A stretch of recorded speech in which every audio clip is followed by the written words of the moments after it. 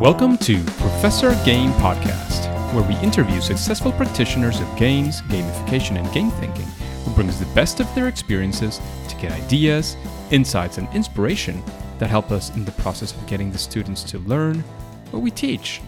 And I'm Rob Alvarez. I teach and work at IE Business School in Madrid, where we create interactive and engaging learning materials. Want to know more? Go to professorgame.com/subscribe, start on our email list, and ask me anything. We made it to episode 100. Wow. Engagers, thanks for being a part of this journey. Here's to the next 100 episodes. Now, let's go for this interview where we have one of the most requested experts by past guests and fellow engagers. So hello engagers, today we have a very, very special guest. It's no other than Nir Eyal. So Nir, before we get started and we get into your intro, are you prepared to engage? I am very prepared to engage. Sign me up. Let's do this. Let's go. Because Nir, as you probably know, he writes, he consults, and teaches about the intersection of psychology, technology, and business. The MIT Technology Review dubbed Nir the prophet of habit-forming technology. So that's very, very amazing. And it's many of the references that we use in many of our chats here and many of the experts are using Nir as an example for sure. Because he founded two tech companies since 2003. He has taught at the Stanford Graduate School of Business and the Hasso-Plattner Institute of Design at Stanford as well. He is the author of Hooked, How to Build Habit-Forming Products, and his most recent work, Indistractable, How to Control Your Attention and Choose Your Life. And in addition, of course, to writing in his own blog, nirandfar.com, Nir's been writing and he's been featured at Harvard Business Review, TechCrunch, and Psychology Today. Besides all of these things that he already does, he's also an active investor in habit-forming technologies, and some of these investments include Eventbrite, Refresh.io, that was acquired by LinkedIn, WorkLife, which was acquired by Cisco, Product Hunt, Marco Polo, Presence Learning, 7 Cups, Pana, Kahoot, ByteFoods, FocusMate, and Anchor.fm, which was recently acquired by Spotify. As far as his background, he also attended the Stanford Graduate School of Business and Emory University. So, Nir, is there anything we're missing from that amazing background? My life just flashed before my eyes here. That was amazing. I want to meet this guy. I'm not sure it's me you're talking about, but it sounds about right. So, Nir, after all these amazing things that we know that you're doing, what we would like to know, what does a regular day, week, what does being Nir today look like? Well, that's actually an easy question to answer because part of what I wrote about in my new book, Indistractable, is about making time for traction, living out your values by making sure that you turn your values into time. So my days are pretty regular from week to week. There is some change from time to time. Every week I reevaluate my calendar, but I use this technique called time boxing, which is all about using what's called setting an implementation intention, which is just a fancy way of saying planning what you're going to do and when you're going to do it. So I'll tell you exactly what my days look like. Fantastic. So my wake up time is 7 a.m., 7:15 to 8 I eat breakfast, 8 to 9 I work out, 9 to 11:30 I write. 11:30 to 12:30 I have lunch with my family, and then the afternoon is 2 days a week I'm with my daughter in the afternoon. We homeschool, so I have a lot of time with her. And then 3 days a week I do interviews, meetings, sometimes catch up with friends, go out on Wednesdays and Thursdays are usually the evenings that I reserve to do something around town. And that's typically my day. Is that answer? It's not terribly exciting. I wish there were some more, some more excitement to that, but it's pretty routine. I actually think that's very exciting. And the fact that you have it very structured, I'm sure it also allows you to have those evenings that you say you're going to go out on Wednesdays and Thursdays. The good thing is that you have that time and you can really plan for doing awesome things if you want to, and whatever it is that you're going to stick into your schedule, you can stick to it. Right. So I wasn't always like this. I want to make sure you understand. Sometimes when I tell people about this method of becoming indistractable that I've been researching over the past 5 years, they say, "Whoa, wow, you must have a lot of self-discipline that you can do that." I say, "No, you don't understand. It's because I don't have self-discipline. This is why I need this technique." So I talked to Adam Grant. I'm not sure if you know, he's an amazing author. He's incredibly prolific. I think he's written 5 or 6 books now. He did one with Sheryl Sandberg, and he wrote a book about give and take, and he's written many excellent books, and he's a professor at Wharton as well. And he read my book and he liked it, but he's like, I don't really have this problem. I'm never distracted. In fact, I'm looking for a distraction. And I was like, what planet are you from? I don't know what you're talking about. I'm constantly tempted by distraction. How could you not these days with so many interesting things to do with your time? There's infinite number of videos to watch and articles to read and things happening in the news and things you could learn about. And it's all right here in our pockets, let alone games you could play. Oh, my God, all the amazing games you could play. So I'm very distractible until I decided to get the bottom of why I was so distractible and found this methodology to become indistractable, which is the name of my new book. Fantastic, because we're probably going to be getting into a lot of that technique as much as we can today. We will be talking about that, of course. You can find the links to both books of Nir in the show notes. So if you go to professorgain.com, you write Nir Eyal, you'll definitely find this episode and the show notes where we'll have all of the links to the blog, to the books, to all of the information that we'll have from Nir. So Nir, the first thing, and we start strong in this podcast with these kinds of questions, is we would like to have a story about a time when you were using, behavioral psychology for a project, or, one of your strategies, your techniques, maybe from Hooked, maybe from Indistractable. You set out to do something, and you had these objectives, and it, even if just the first time, but it didn't really come out as you were expecting. So you had your fail moment or your first attempt in learning. We want to be there with you. We want to go through this whole story and know what you learned and how you went through it. So, take it away. So I've had many of these moments, more of them in the beginning of my career. I mean, the reason I even wrote Hooked in the first place was because I had helped start two companies, and the second one was in the intersection of gaming and advertising. And we started this company in 2007. So remember, in 2007, there was no such thing as apps as we conceive of them today. When you said the word apps in 2007, today, if you were to say that word, that would mean smartphone apps, right? On your iPhone or on Android, that's what apps mean. Everybody assumes it's on your smartphone. That was not the case in 2007 because the Apple App Store hadn't been unveiled yet in 2007. It came out in 2008. And so apps back then meant Facebook apps. That was the platform that people were building apps for at the time. Yes, when Facebook indeed. was really, taking off. And we had all these stupid, games like throwing sheep at each other and, all the silly stuff that people were doing. But we had this kind of front row seat to try and figure out why some companies came and some companies went with, and you couldn't really tell why some games worked and some games didn't. They just kind of, one thing was clear: you could get big very, very quick, right? Because the viral mechanics that were available at the time on Facebook were just unbelievable. I mean, you could acquire 1 million users in a matter of hours. It was really incredible, but there was really no rhyme or reason to it. And so the business that I was in at the time, I was still in business school, in the second year in business school. The business that we were in was this aggregator of all of these games and try and help them monetize through in-game placement. So at the time we were around, we raised money on this idea of virtual goods. And today it's a real business, right? Billions of dollars are made in virtual goods, but nobody knew what the hell we were talking about when we were talking about virtual goods. Investors were just totally confused. Wait a minute, you buy something in a game, but there's no physical component to it. It's just bits in the game. Yeah. You got it. No, right? Absolutely not. It was a very, very difficult concept to get, to help investors and potential employees understand. And so, we tried all kinds of things. We tried, this is when I really started getting to the work of BJ Fogg and Robert Cialdini and many other people in this space around persuasive design.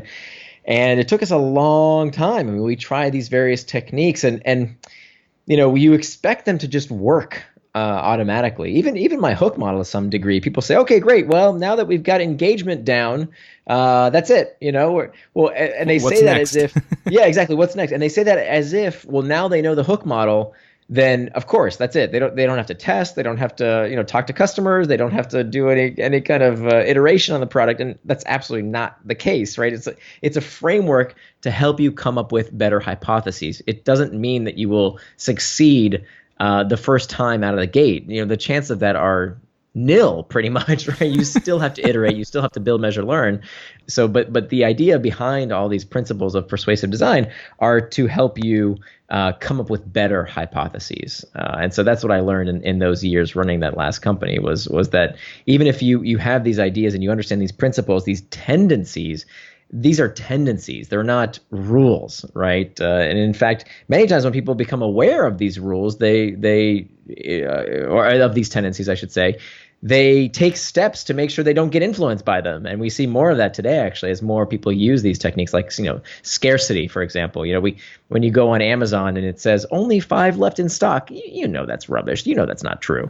And so, so it's interesting. So yeah, that was I guess my experience of trying my hand at these behavioral techniques and them not working out was when I didn't understand how to appropriately apply them. I think that's particularly interesting for this audience because we can see there that exactly what we've talked about in all of these episodes is strategies, ways to approach, ideas, projects, design, consulting.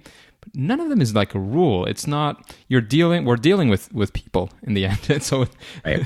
we people are strange. We're not a function in math. Right, and remember, even when we prove, so to speak, I mean, you never prove anything in science. You validate hypotheses. Nothing is proven because you can always have another study that says actually that didn't happen at all, and that's what we're actually experiencing right now in this replication crisis. That things that we thought were for sure priming, ego depletion, these things are falling like dominoes because they can't replicate.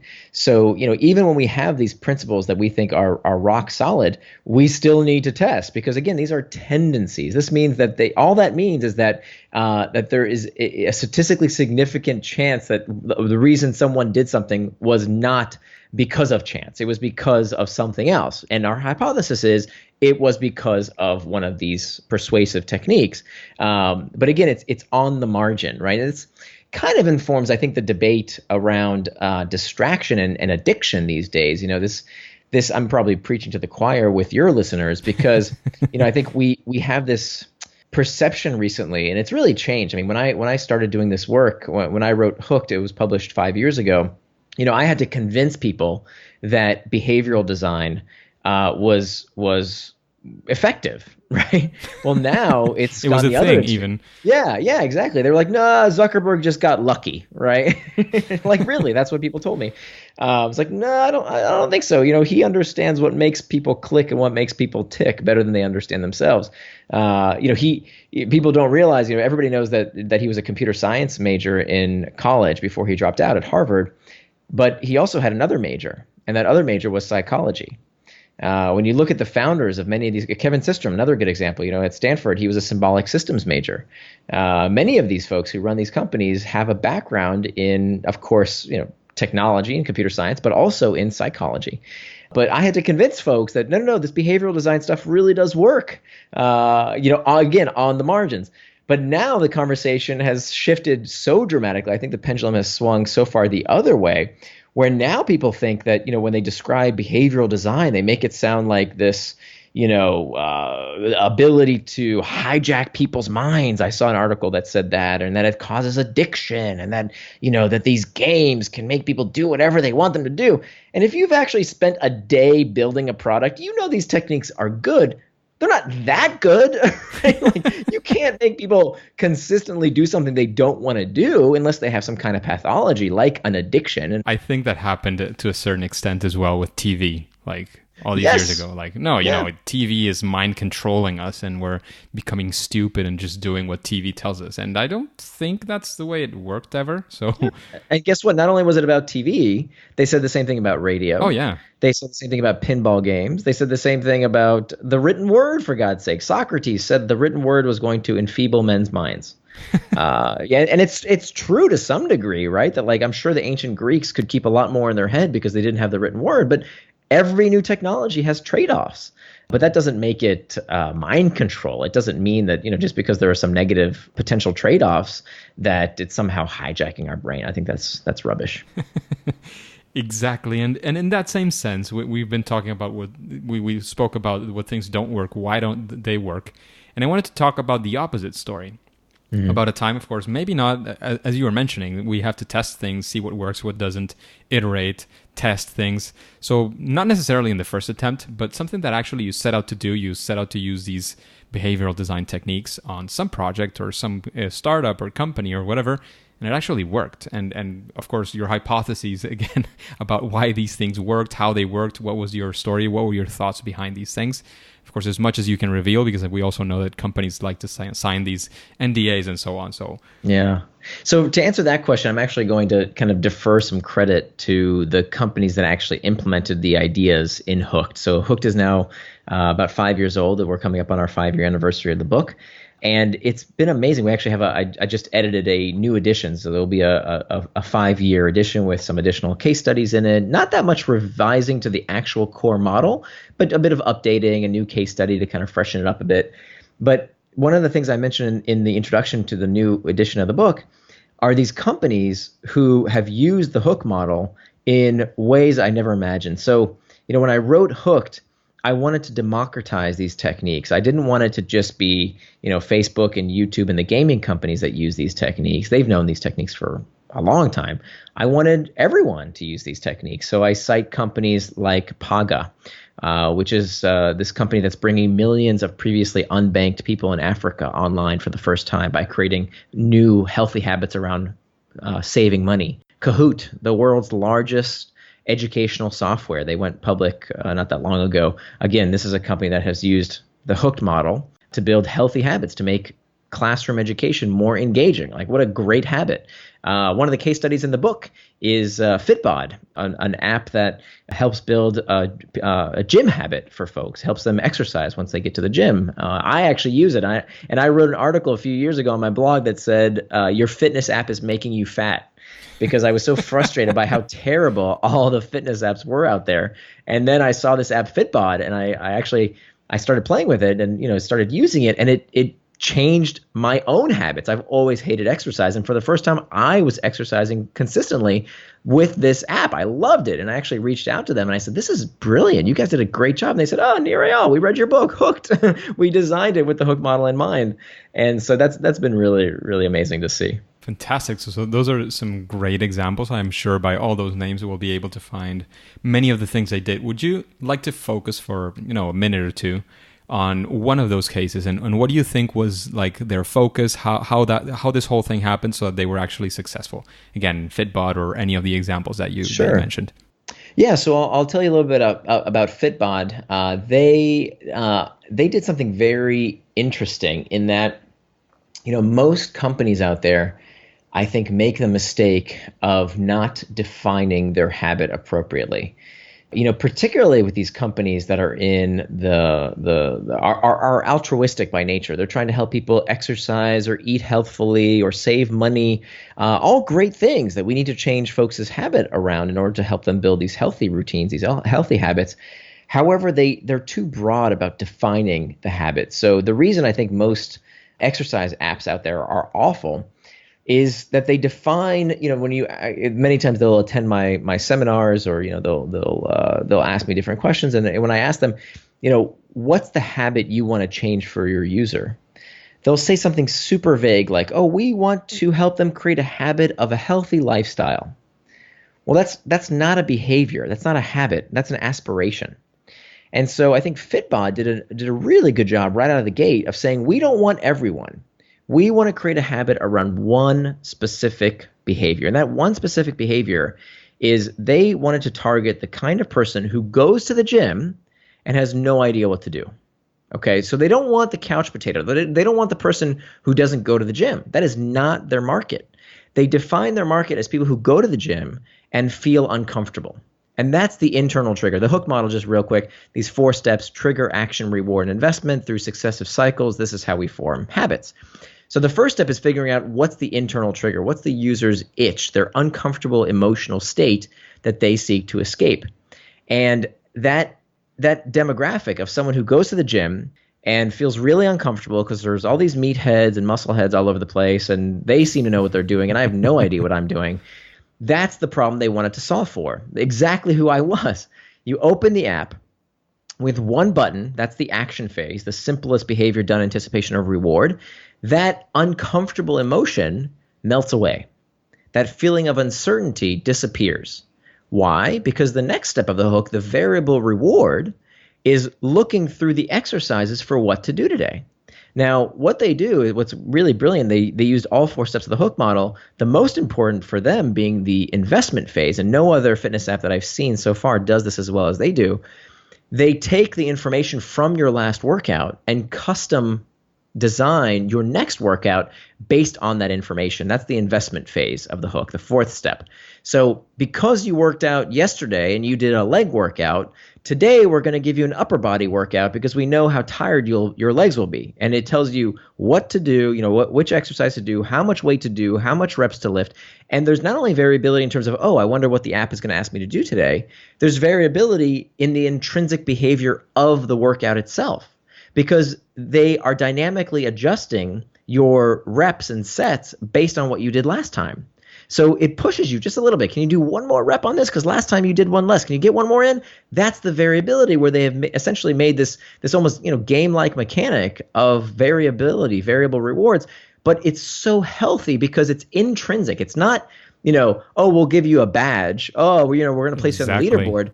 They're making the behavior itself, lifting the weights, the thing that you're trying to find, that is variable, that they're coupling with this variable reward. So the result is, after years now of using this app, I love exercising now. I actually really look forward to going to the gym, which is terrific. Now I would go even without the app.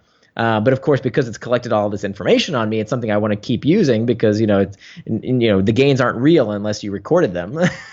so I really like that. I think that's a particularly good implementation of the hook model. Fantastic. And of course, the best part is that it's helping people build a healthy habit. It's not some frivolous behavior. Oh, absolutely. I mean, one of the ethic components of this whole thing is always like really important. If you're designing this only for people to drink more at casinos or that kind of thing, it's a difficult spot to be at.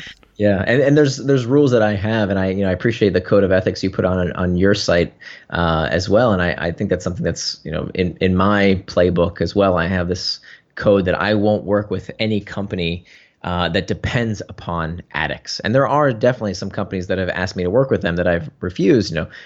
Some free-to-play games. I think the entire alcohol industry, machine gambling, Las Vegas style casinos.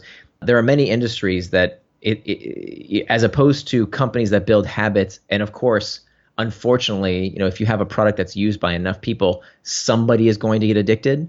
That's an unfortunate byproduct. That's one type of company that I will work with. The kind that's unethical is the kind that only cares about the people who are addicted. I think if you look at the alcohol industry, it's 20% of the industry of customers consume something like 90% of the product. Yep. So they without those people who are frankly alcoholics, the industry wouldn't survive. The same happens with machine gambling. It's that 1% of users, the whales, that keep the entire industry in business. And so those type of enterprises where they rely upon and even prey upon the addicts, that I think is unethical. Absolutely. And the important thing to keep in mind, and I completely concur in your approach, Nir, but in general, I think that the main thing is to know where your boundaries are, because depending on what type of work you do as well, that could be different. I have a friend who used to be a consultant at McKinsey, and she said, look, the only thing I told McKinsey I wouldn't work with was, as you mentioned, tobacco industry. She was willing to work with military, which other people are not willing to work with military for whatever reason. She said, my boundaries are tobacco industry. I had, some family members dying from cancer, lung cancer, and it was directly related to smoking. So that's my boundary. And your boundaries, as long as they're very clear, I think they give you peace, and they will actually get you better business in general. Yeah, and at the end of the day, you can look yourself in the mirror and know that your time on Earth was well spent. Exactly. And Nir, we've been talking about the hooked model. You mentioned briefly how that looks like. I don't know if in general, when you approach I don't know if you're doing consulting or project work in general, but if you are, or if you were, is there any sort of series of steps that you follow? Is it exactly the hooked model? Or does it depend on the situation? How do you we would like to know, how do you approach in general, of course, a project? Is there a steps model? How do you do it? Yeah, so the nice part about the hook model and about the book is that 80% of what's in my brain is in the book. So it's a model that I use in my consulting practice. It's a model I use when I angel invest in companies. That's kind of my secret sauce, is being able to spot these companies that have the potential to be habit forming and then invest in them. That's what I think, that's why folks want me to invest in their companies versus, there's a lot of capital out there. You can raise money from a lot of different people. I think that's kind of my in. But to be honest, anybody could use this. That's why I wrote this book. I wanted these techniques to get out there so that everyone could use these techniques to help their customers build healthier habits. So it really starts with 5 basic questions. And here they are. The first question is, what's the user's itch? What's the internal trigger that prompts them to action? The second question is, what's the external trigger that gives them some piece of information for what to do next? The third question is, what's the simplest behavior done in anticipation of a reward? The fourth, this is the variable reward phase. What's the variable reward that keeps them wanting more, that scratches the itch and yet leaves them wanting more? And then finally, the fifth question is, what's the bit of work the user does to increase the likelihood of the next pass through the hook? That's it. So the idea is that it's very helpful in 2 phases. It's helpful in the very early days of a company, when the founders are kind of sitting around, maybe slightly after the napkin sketch phase, when they're trying to figure out what do they want to build, but certainly before any code has been written or you've hired a designer or something. So you can sit down and ask yourself these 5 basic questions to see if your business is one that has the potential to be habit forming. And then the other phase where it's helpful is where something breaks.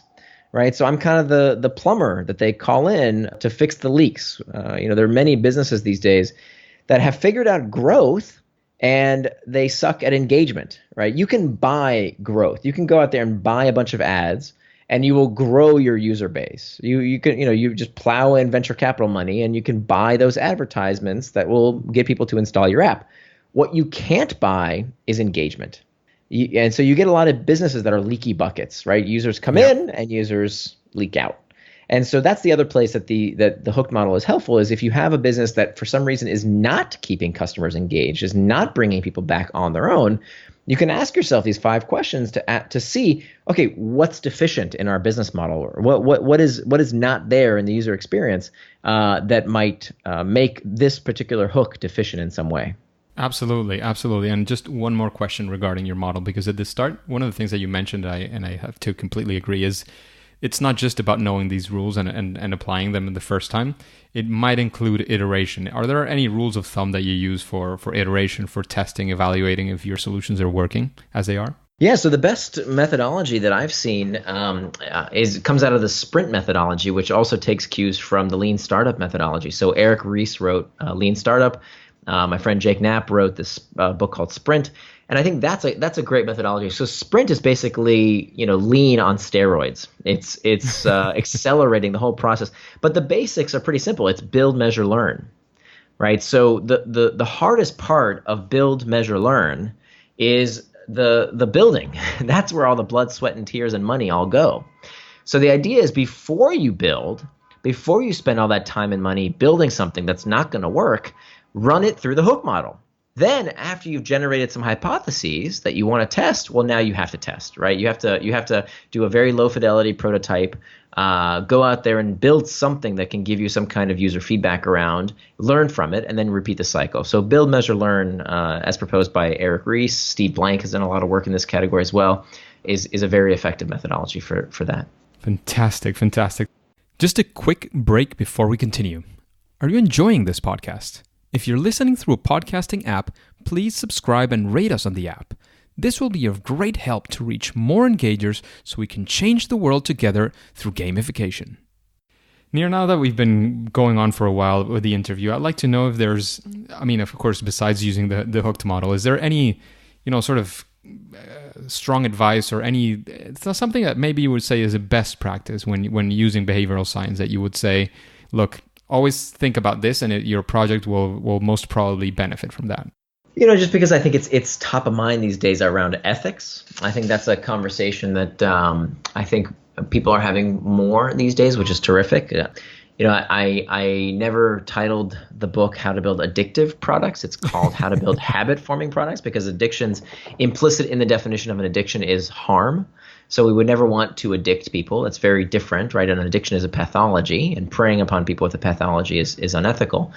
But I think there's a bigger question around, how do we quickly decide when it is ethically appropriate to use behavioral design tactics? And, this question is not something I directly address in Hooked. I do have what's called the manipulation matrix in the book Hooked, and it's always been there, since it was first published, which is a way for you as an individual, as an individual designer or entrepreneur, or whatever your role might be, to ask yourself what you want to work on. But that's a question just for you. And I think it's a very useful tool, but the reality is that sometimes we make decisions in groups. And so you can have a project that you're excited about, a tool that you want to be working on, but there's this one tactic that somebody wants to use, this bit of behavioral design that you're not sure if it's ethical or not. And so I went on this quest a couple of years ago to figure out, what's a rule that we can use in the room, right, in a meeting room, when we're not sure if if a tactic is ethical. I think a code of ethics is terrific. I think that's wonderful. The problem is it's really hard to remember, a 5-point rule list. It's good in theory, and we should all sign up for it. It's terrific. But when it comes to, okay, you're in the room, how do you raise your hand and say something that gets everyone's attention and helps them focus on whether a particular tactic is ethical? So first thing I did was see what's currently available. And so, I explored Google's rule of don't be evil. They don't actually that's not their official rule anymore, by the way, but it used to be. And it's not really good enough if you think about it, because, evil is so subjective. What's evil to one person is perfectly okay to somebody else. So I just found it to be not very effective. You can kind of squint and make something that is evil look not so evil. And then I thought, well, what about the golden rule, right? So the golden rule says, do unto others as you would have them do unto you. But that's kind of a slippery slope, because who says that you're the arbiter of what someone else should have done to them? Just because you're okay with it doesn't mean they'll be okay with it. So that's not really a good rule of thumb either. So then the lawyers will tell you, well, just do disclosure, right? As long as people know what they're going to get, then that's it. We've covered our ass, right? We're fine. So that's kind of the status quo that we have today. And it also is not a good ethical bar, because what that means is essentially exactly. We have these terms of service that go on for pages and pages and pages, and nobody reads them, but we sign them anyway. And there's all kinds of crap in there that if you really knew what was happening, you wouldn't agree to. So that's not a good ethical standard either. So here's what I came up with. It's a very simple test that is practical enough to actually be useful in a day-to-day context. And the idea is, this is called the regret test. That the one way that we can decide whether a tactic is persuasion versus coercion, and there's a big difference there, right? There's two types of manipulation. Persuasion is helping people do things they want to do. Coercion is getting them to do something they don't want to do. The difference between persuasion, which is perfectly ethical, right? Persuasion is helping people, exercise in the gym like Fitbod does, or helping them study a language like Duolingo does. It's not the tactic itself. It's about to what ends, right? What does the user think about that particular tactic? So persuasion, people will pay for. They love. Persuasion is great. Coercion is unethical. Coercion is never something we should do, getting them to do something that they don't want to do. What's the difference? In one word, the difference between persuasion and coercion is one word, and that one word is regret. So this is called the regret test. And the regret test says that if you are a designer and you're in a room and you have influence over the product, not necessarily that you're a designer, sorry. If you're anybody who has influence over the user experience, I should say, you can raise your hand when you see a tactic that you think is potentially sketchy. You can raise your hand and say, hey, you know what? I'm not sure about this. Can we run a regret test? A regret test says that we bring in users, and we've always done this, right? It doesn't matter what product you work on. You do user testing. You bring people into a room and you test the usability of the product. And we ask them, would they do what the designer designed for you to do, knowing everything the designer knows? We test for regret. So if you brought people in a room and say, hey, I cookied you, and then I showed you this ad, and then I did this, and I got this data from you, would they be okay with it? I used this persuasive tactic, and I used this dark pattern to put something into your cart, and you didn't realize it. Would they be okay with it? And so, if we actually brought people into a room and just did this, just asked them, hey, do you regret what just happened to you through this experience, knowing everything that I, as a designer, know? We're talking about 5 people. We could run this test with 5 people. The good news is that in my experience, when this question is raised, it almost never gets to the testing stage. People actually almost never do the test with people because they realize, actually, you know what? I would regret doing this. I don't want this dark pattern used on me. I probably wouldn't do it. And so, or even if they say, yeah, I'd be fine with it, but they know that their user would likely regret it, that's enough to usually put the kibosh on these ideas. So I wanted something really quick that flows off the tongue that you could just raise your hand and say, I'm not sure about that design pattern. Can we do a regret test? And people know what you're talking about. And sometimes go ahead and run it, right? Like that. I think that would be terrific. So I think that if there's one new word of wisdom, you can read all about how to make a bunch of money and make habit-forming products in my book. But something that's not in the book that I think is important to spread is this idea of a new ethical test that we can use in day-to-day life in our businesses. Fantastic. I think that is, I'm pretty sure I've heard it from you before, but I think it's a fantastic test that is very, very, very useful in these kinds of situations. And changing a bit the subject now, Nir, what would you say is your favorite game? My favorite game? I'm a big fan of Dr. Mario. I know it's a little old school, but I got really into that on a flight recently, so that's a pretty good one. What's your favorite game? My favorite game? Oof, that's a difficult question. Right now, I would say that something I'm playing a lot and I'm enjoying a lot is Mario Maker, because I just got the Nintendo Switch, and the ability to design all these things, doing all these things and being into gamification and game strategies and so on is a very powerful tool and very interesting to be able to work around. I'll check it out. So also after listening to all these things we've been talking about, is there anybody that comes to your mind that you would perhaps enjoy listening to in an episode like this one in Professor Game? Oh, that's a good question. I recently started reading Rory Sutherland's book. He's the chairman of Ogilvy, and he wrote this book called Alchemy that I know him, and he is incredibly enjoyable to listen to. I don't know if you had him on the show or heard him speak. He's fascinating, and I just want to share this conclusion that he makes in the book, and he gives a lot of case studies and anecdotes to illustrate it. But kind of to cut to the chase, he basically is giving you this formula, or sorry, not giving you a formula, but making a case for why behavioral design through his profession of advertising is not something that makes people buy a product. That's not the purpose of advertising. The purpose of advertising is to change your perception of the product itself when you have already bought it. And I think that's actually a pretty profound shift. We think about, we see those ads for Coca-Cola or whatever company because they want us to buy it. But actually, and I'm pretty convinced about this, it's really those ads are about a post-purchase rationalization. And it's not tricking you. It's by creating a perception of a product, by creating a pattern of what you should perceive a product's worth to be, it actually does enhance your enjoyment of that product. And I really like the book. I can't recommend it highly enough. It's a great read. Fantastic, because that was actually the next question about if there's any book that you would recommend. So I'm guessing you would pick that one. Yeah, 2 for 1 there. That was good. Aside, of course, from Hooked and Indistractable. What would you say, again, within your realm, what would you say is your superpower? That thing that, your sweet spot, that thing that you do better than probably most or everybody else in what you do in a regular basis? Okay, so I'll give you my superpower and my pseudo superpower. My superpower is, I think, that I have the ability to make complex ideas understandable. Making ideas simple but not simplistic.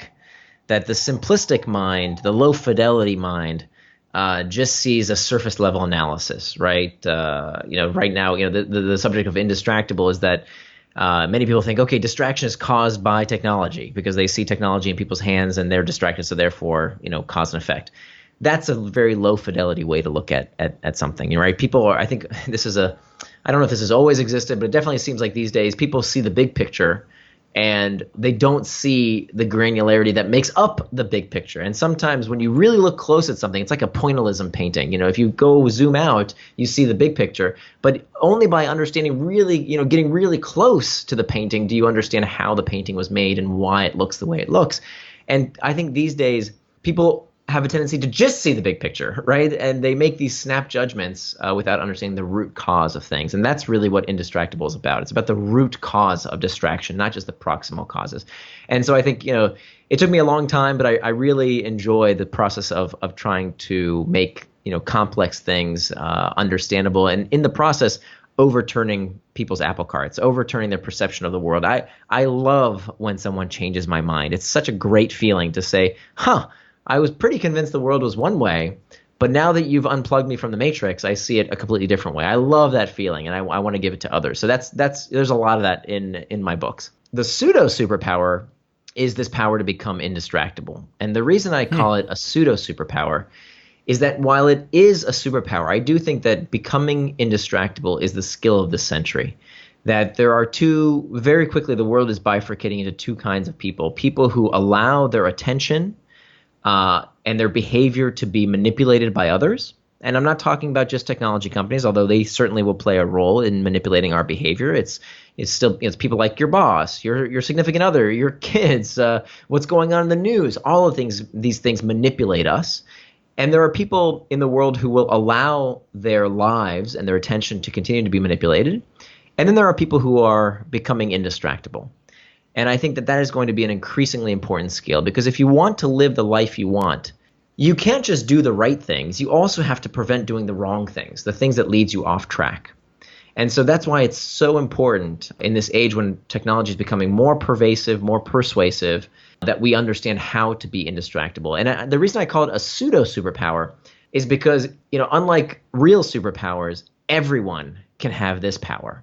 Right? It's not really a superpower if everyone can have it. There's nothing blocking everyone from being indistractable. We all can get the best of technology without letting it get the best of us.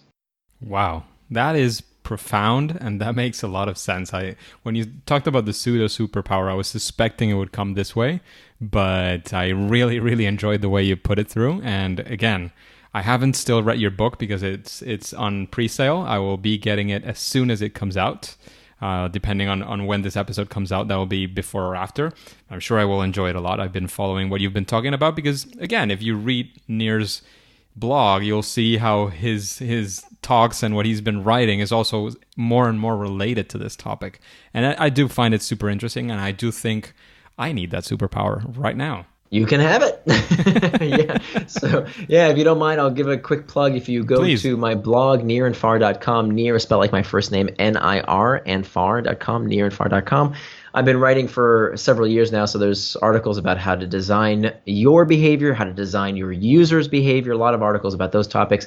If you're particularly interested in Indistractable, which is this the new book that comes out in September 2019. Let me pause you for a second because Nir also has many of his articles as well available through a podcast. And since you're listening to this, you're probably into podcasts. So yes, that's right. Yeah. That can also be found there as well. if you prefer to have articles read to you, I don't do interviews because I don't have the talent you have, your superpower of asking these great questions. I don't know how to do that. So I just read my articles, or I have a voice actor read some of my articles. That's what my podcast is about. And then Indistractable, that you can find more information on at indistractable.com. It's N-I-N, distract, A-B-L-E, indistractable.com. And there's lots of resources there and tools and all kinds of things that you can download there from indistractable.com that can help you master this skill of the century. Absolutely, absolutely. So I was going to ask you for all those contact details, but now we have them. And before I let you go, Nir, because I know your life is very well structured and you'll have your next thing coming up very soon, I want to know if you have any final piece of advice for our listeners, for the engagers, especially those who haven't done these kinds of things that you do to a daily basis, like how to get started, where to lead them to. I don't know, any quick advice that you want to leave them with. And then we'll say that for now it's game over. Yeah, so I think if there's one piece of advice, I think for builders out there, I think building for yourself is a piece of untapped advice. Don't start a company because you want to get rich. You're just bad at math. If the reason you want to start a startup is to get rich, because your odds are very, very small of actually making a ton of money building a startup. But if you build a product that you yourself want, if you build something that you need to exist in the world, then you can't fail. And not only that, that's a great ethical place to be, right? To be the kind of person who's building a product for themselves. I think that this is part of the manipulation matrix I talk about in my book. But you also you're in a great business position, because the hardest part around building a new product or service is understanding what your customer wants. And so when you yourself are the customer, you have a huge competitive advantage, right? Because you know what you need. So, many times we try and have stars in our eyes and say we're going to build a business for somebody else way out there. And that actually is not the best strategy. The best strategy is to build something that you yourself want to exist in the world, because then you can't fail. Absolutely. Fantastic advice. I have to completely agree. So thank you very much, Nir, for being in this podcast today. Just as I made you the question of who would you like to listen to in this episode, I had quite a few past guests asking for you. So it's been a fantastic opportunity to have you here. Oh, thank you. I'm very honored. Thank you so much. This was a lot of fun. I hope you had as much fun as we are having here, myself and the Engagers. But for now, it is time to say that it's game over. Hey, Engagers. Thank you for listening to Professor Game Podcast, and I hope you enjoyed this episode 100 with Nir Eyal. Do you have questions that you would like to ask future guests? Then go to professorgame.com/question and ask your question. If it is selected, it will come up in a future episode and you'll get your answer. Before you go on to your next mission, if you'd like to know what we have in store for next episode, then all you have to do is subscribe using your favorite podcast app and listen to the next episode of Professor Game. See you there.